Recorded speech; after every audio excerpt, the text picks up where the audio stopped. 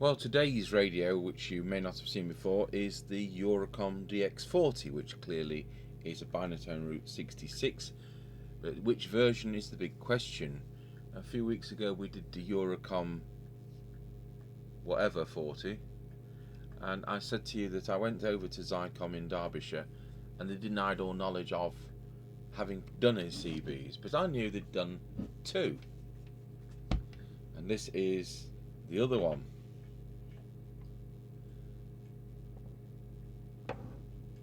And that says Eurocomm Derby, and of course that is Zycomm 1281. So I reckon they produced that other one because these weren't ready. So there are two. So I'm going to open it up and we'll see which version of the Binatone Route 66 there is, because the earlier version uses a PLL02A synthesizer chip, and the later one uses the Sanyo LC7137 or 7136. So we'll open it up. So upon opening up, we find it's the Mark II version of the Binatone Route 66, which is quite a relief because it's much easier to set up. So it has the Sanyo LC7137 synthesizer, which means it's one crystal, and that makes things a whole lot easier. Now, it's had a bit of inexpert work in the past. We can see, looks like the audio IC has been replaced, and the polarity protection diode's been replaced. So it looks like at some time somebody's had it with a dodgy power lead with no fuse and managed to reverse polarity it. So there's bits of soldering around there. But of course, I'll clean that up anyway. And I know it's one of our sets, it's not a customer's. But I really ought to be doing some customer sets, but I just thought, oh, I know what. I said I was going to do the Binatone breaker phone, and I think you should all unsubscribe because I'm totally lying, because you know, we're having some building work done here and it's all on standby because of the lockdown. And what happened was I filled 3 plastic tubs with working and finished CB sets, and I realised that the Binatone breaker phone is one of those which has gone into storage. So until that building work's finished after the lockdown, probably about 6 months hence, that's going to have to stay in storage.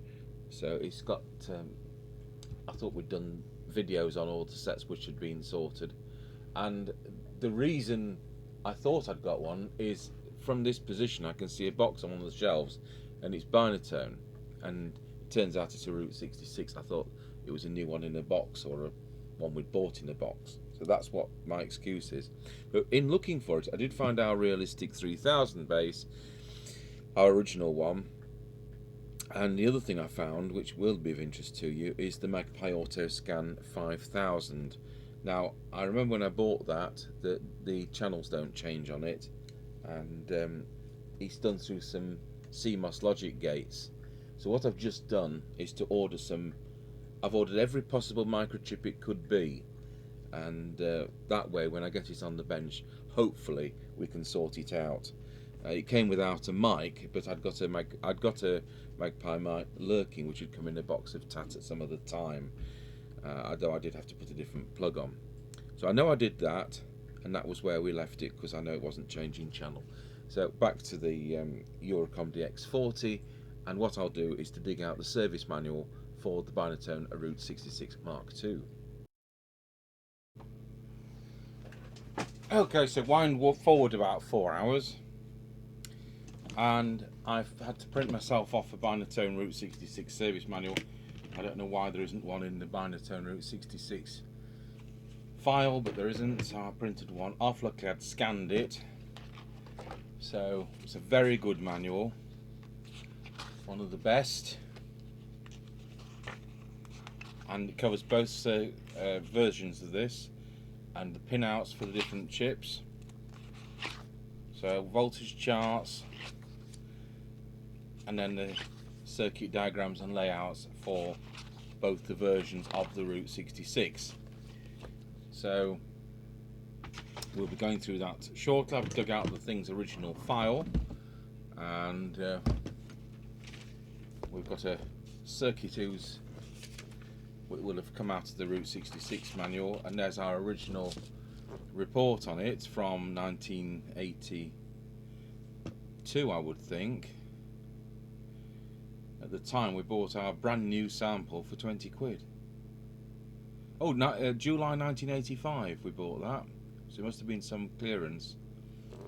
It clearly says Zycomm's the distributor, but they, as I say, they denied all knowledge when I went. So what did we think about it? Bit down on selectivity, that's about it. Oh, bit down on transmit clarity. So I've done myself a layout chart, and we'll be able to colour this in as we go.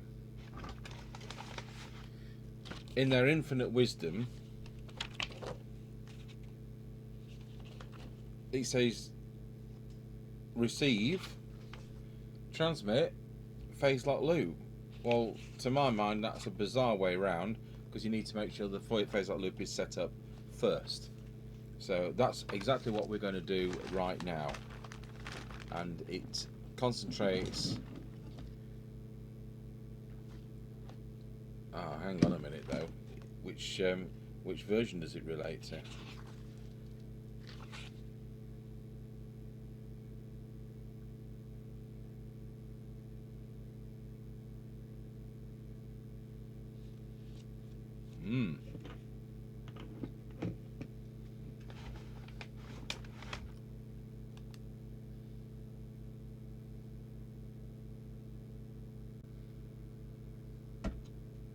So the manual is actually referring to the fact it's the early version with the PLL02A, which doesn't in fact correspond with this at all. So we have to ignore that. Basically, with the LC7137 in place, all we need to be doing, and we know this is a working set, but all we need to be doing is to check.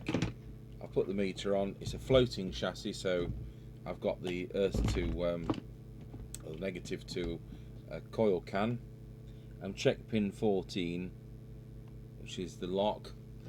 Going to transmit. We're on channel 40. We've got logic high. Go on to channel 1, and we've got logic high. So if I had to fault find something like this, and we haven't got the setup data, as we haven't in this case for the phase lock loop, simply substitute the setup data for another model which uses the same chip. So we could, for example, do the same VCO setup as you would on a Cybernet boarded something with the 134 chassis, for example, and you can compare the different parts of the circuit to the different parts of the circuit with this, and find your way around it that way. But in this case, we don't need to bother with the phase lock loop because it works. So pity about that, because it would have been a nice little setup doing that. So we're going to fast forward to the VCO can's going to be the one down there under the ribbon cable, which is T6. So that would be there. So we're going to move forwards onto the transmitter, and what they're going to have us do is we're going to go through transformer 10, 11, 12,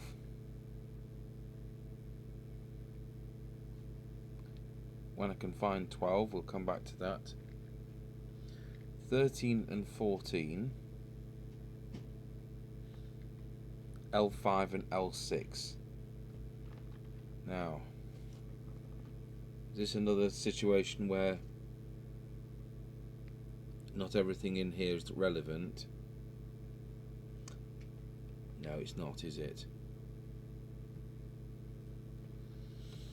So it's going to be 9, 10, 11, 2, 5 and 6 in this radio.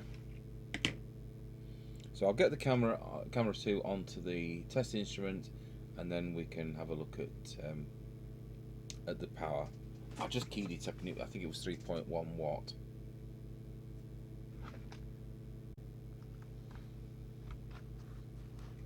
Right, so we're going to transmit, and 2.8. So yeah, it's just coming up to 3 watts. It's a 2.95, so we're aiming for about there.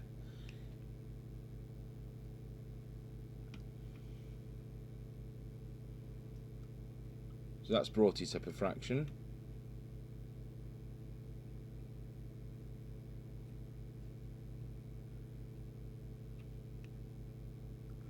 That's T11 I'm on now.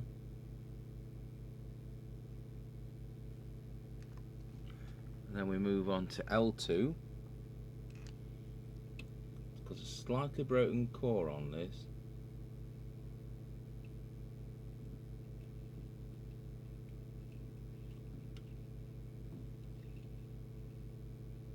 There we have peak, but it's not a broken in half core, so it was all right. L6.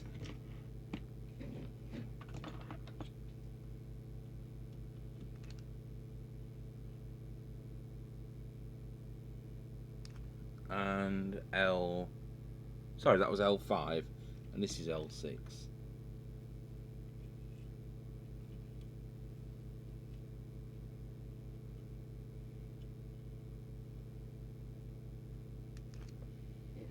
So I'm going to go through that a few times to make sure I've got the absolute peak.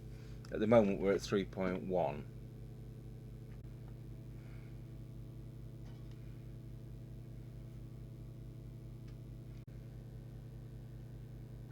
So I've had so many people come to the door, I don't know whether we've actually, I know I did the sequence, but we were tuning up T9, 10, 11, L2, L5, L6.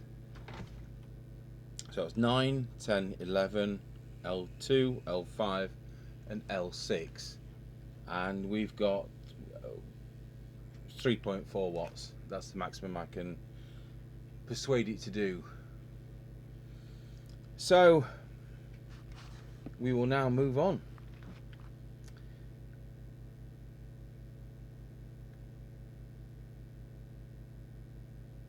VR6 and VR7.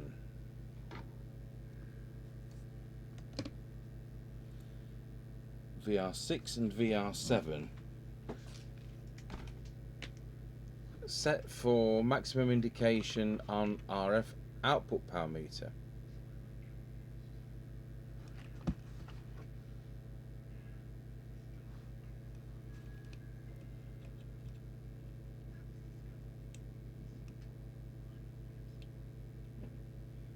So we've done that one.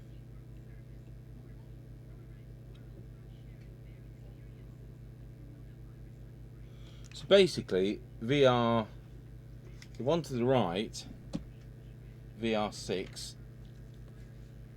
is power set.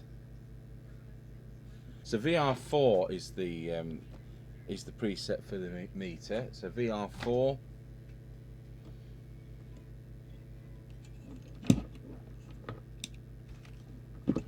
So get the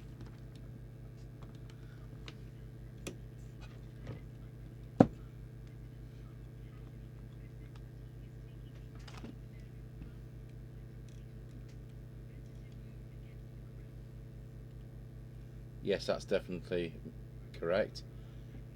So we'll set that to a psychological 4, even though the radio is doing 3.5.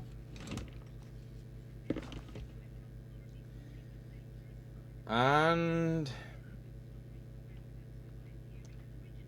I'm not sure whether you can adjust high low power on this. I don't think you can. So we'll go to low power and we should be on 400 milliwatts. Ah, that's high. That's 1.2 watts. So let's hope it is adjustable.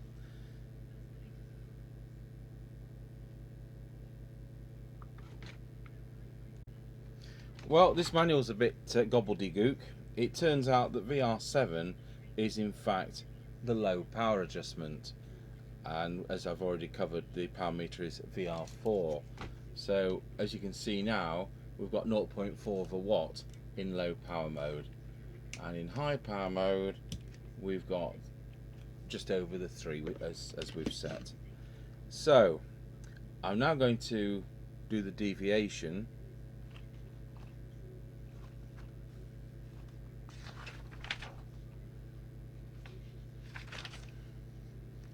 And for some reason it doesn't tell us where that is in the manual at all.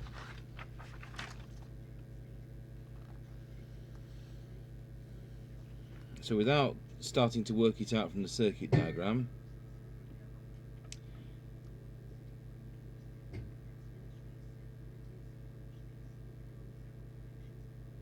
and my logic here is that the preset there is likely to be squelch.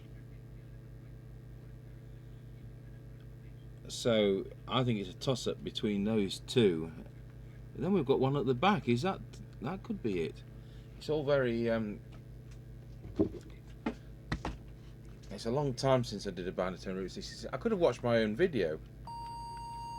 So we'll set the modulator, the oscillator, going to transmit.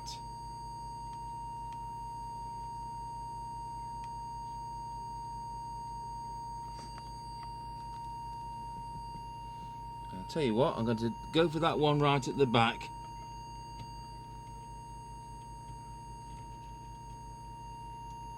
Yeah, that's it. So we'll set it to about 2.1. Do a quick whistle test. Wallow. Wallow. Yep, that's come out between 2.2 2.5, so that worked out very well. So I will just now fill that in as deviation, and there we have it at VR9. So now we'll set the frequency, and that is straightforward. And we've got the phase lock loop chip there, we've got the crystal there, and we've got the trimmer capacitor, which is a nice ceramic one, just there. So let's see what it is.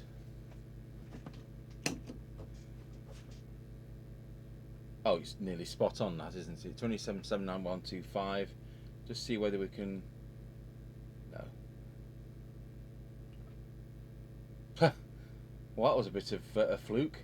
79125 toggling 6. That's excellent. So we're on frequency.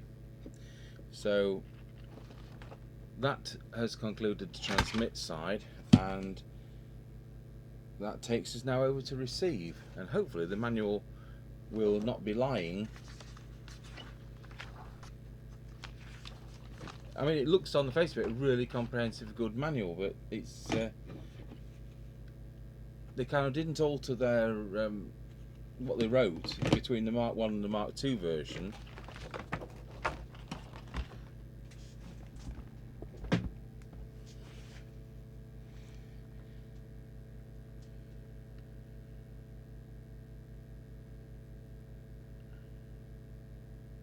Yeah, they're wanting you to use the radio's S meter as indication, and we've had this discussion before that in 1981 there weren't cyanide meters around, they were kind of just out, and you weren't expected to have them. We're not doing it that way, we're using a cyanide meter, and it's 1, 2, 3, 4 and 5 is what we're going to be adjusting. And so 1, 2, 3 and 4 and 5 is hopefully 1, 2, 3, and there's 5. We'll go, oh, and there's 4. So that's, I think that's the detector, and we'll probably start with the detector, and I'll set camera 2 up on the oscilloscope. So I've turned the bench light off so we can see the oscilloscope screen better, and I'm expecting T4 to be the detector, so we're looking for maximum recovered audio. Yeah, I'm right, and it wasn't out at all. That's fine. So that's covered that. So T4,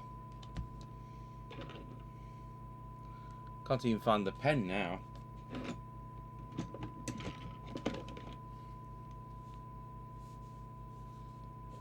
Detector.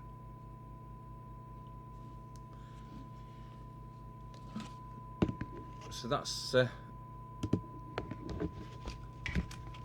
left us with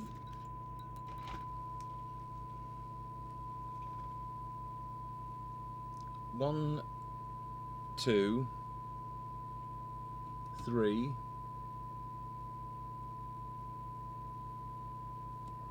and 5.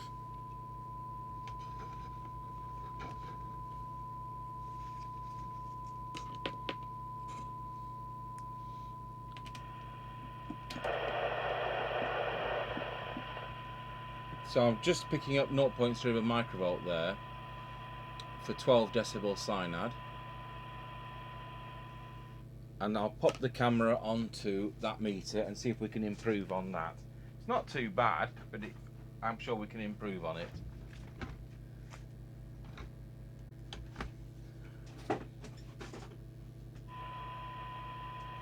So we'll turn the signal generator down to about 4 decibels.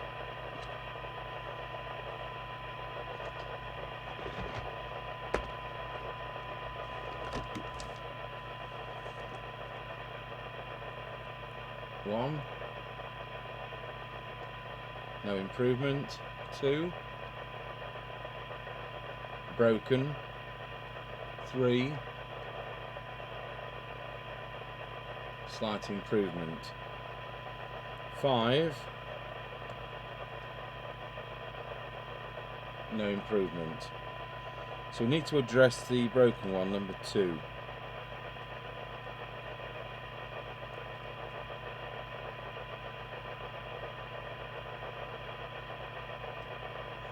I'll have to unsolder that and see if I can get it out.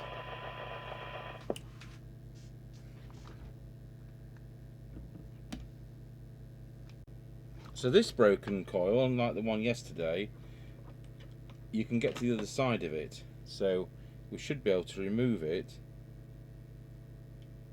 from the other side.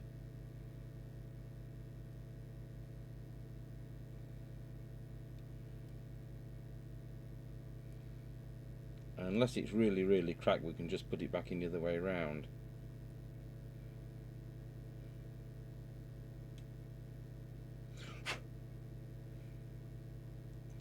So you've got the broken bit at the top. You see, somebody will have gone in there with a screwdriver, not realising that you know, that's not what you can do.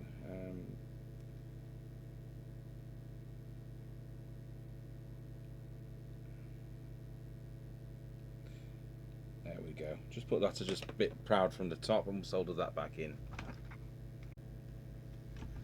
Right, we'll see whether that's any better. So without altering the signal generator, because we knew where it was,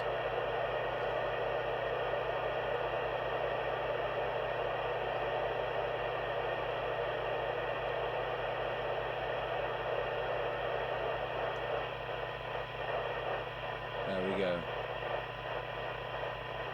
So there's no improvement, but that, at least we've been able to prove that there was no improvement. So let's see what sensitivity we got now. Well, it's just beyond 12 decibels. So we've put a little tiny bit of sensitivity on that.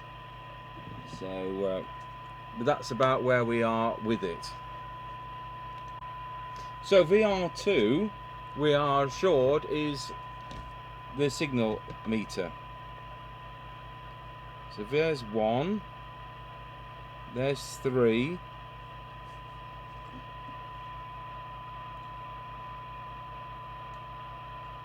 Can I see 2?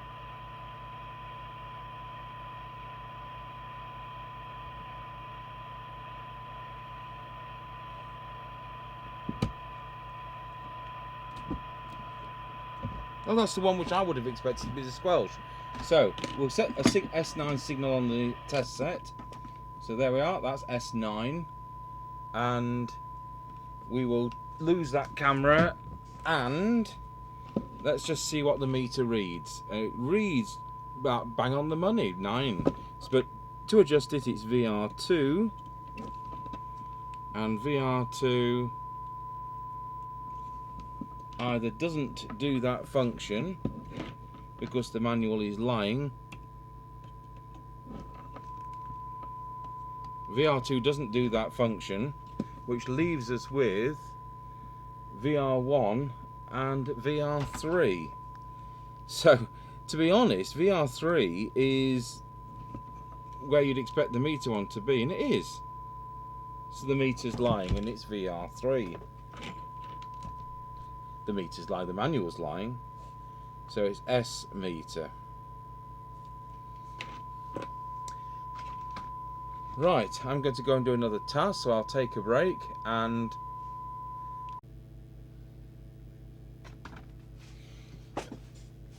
okay, so having come back from town after another little task, we'll get back onto this radio. And what we were struggling with is, what were the squelch going to be? It says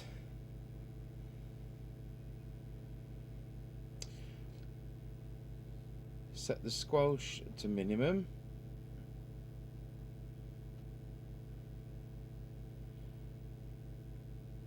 Okay. Set the signal generator, we'll have that to off. And the squelch to minimum on VR2. So we've got the radio hissing. VR2, turn fully anti-clockwise until the squelch opens. Well, the squelch is already open.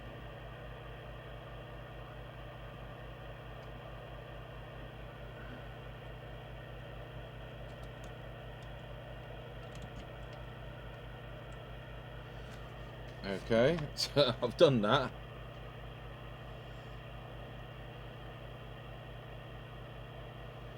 So now we set squelch to maximum, and they want you to put the signal generator on for 20 microvolts, which is 26 dBm for people who do dBm. So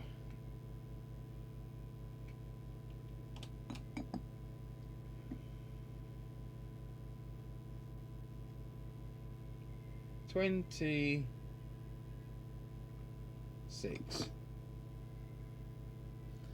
and then turn VR1, which is that one, until the squelch just opens.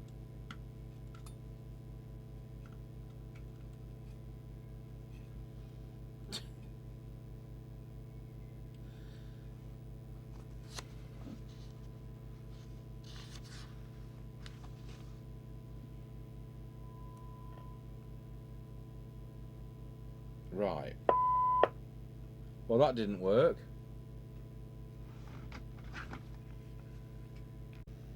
Okay, what I've done is a bit of experimentation, so that, because you can set the squelch control so that you can have it fully minimum and not have any hiss at all.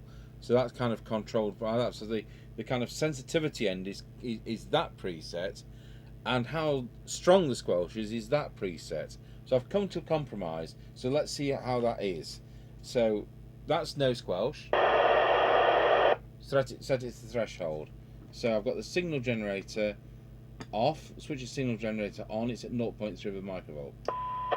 And the squelch is open but immediately gone off. So increase the signal generator 1 microvolt, and it's fine now. Now let's turn the squelch to full. 3 microvolts, 10 microvolts, 30 microvolts. That's what it comes in on at full. That's fine. It's a bit of a faff, and it's not clear in the manual. It doesn't kind of perform as the manual describes it, but I've got that set up to a way that will work for us. And when we do an on-the-air test with Mr. Chippie, I'm sure it will work out absolutely fine. So the only 2 coils we've not covered are those 2 VCO ones there. It might be possible to tell you without wrecking the radio which is going to affect transmitting, which is going to affect receive. So I will just do that. So I will just put my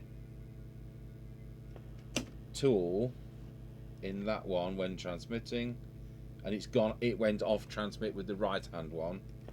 And let's listen to receive.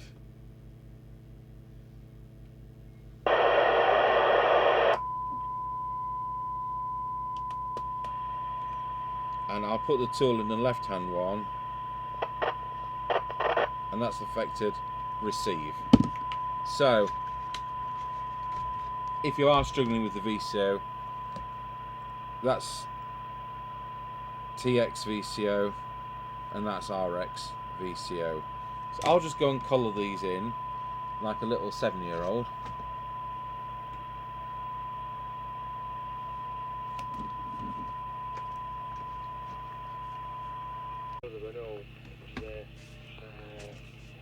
Oh, it's sat there talking about somebody's brother. So that's where we've got to.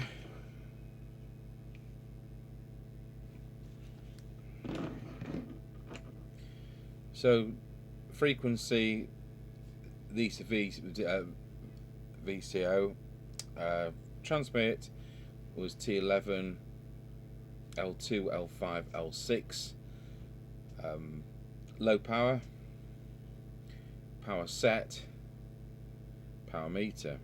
You've got a filter there which we haven't touched. You just put that one on a spectrum analyzer for rejection of the second harmonic. Anyway, yeah, what else? Oh yeah, there's deviation. And then on receive it was detector 1, 2, 3, 4, that is 4, 5, 7 and 8. And then you've got the S meter, which is VR3, and then the squelch, which I haven't forgotten to do it in green. That's the tight one, and that's the minimum one. So it's a bit weird having two there. So to be honest, the manual was pretty useless in the setup, because they told you how to set up the Mark 1 of the Binatone Route 66, and of course we're applying this manual because it's the same image as the Mark 2, but they hadn't changed the instructions, so it's a bit silly. But the other information, like the voltage charts and the circuit diagrams and the layouts and the component list, are all the same, so it's not quite as useless as it would first imagine. So we've got this on an aerial now. It's lit up, and as you heard when I came back, it was sitting there chatting. Let's put it the other way up.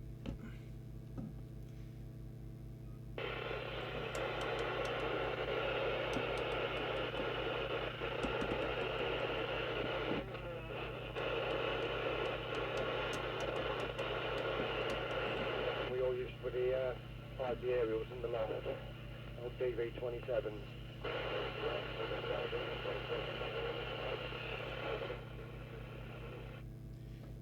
Well, they carry on talking on 19, don't they? There's nothing I can do about it.